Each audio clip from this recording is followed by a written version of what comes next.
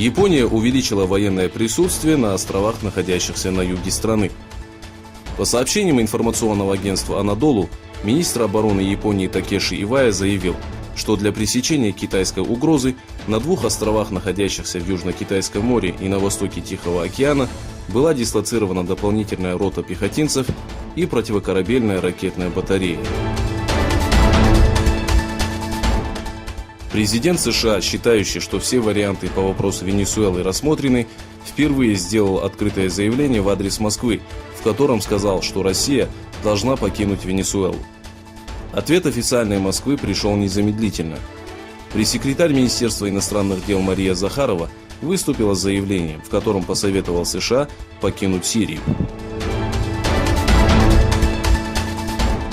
В Кызылординской области потерпел крушение вертолет, принадлежащий Министерству обороны Казахстана.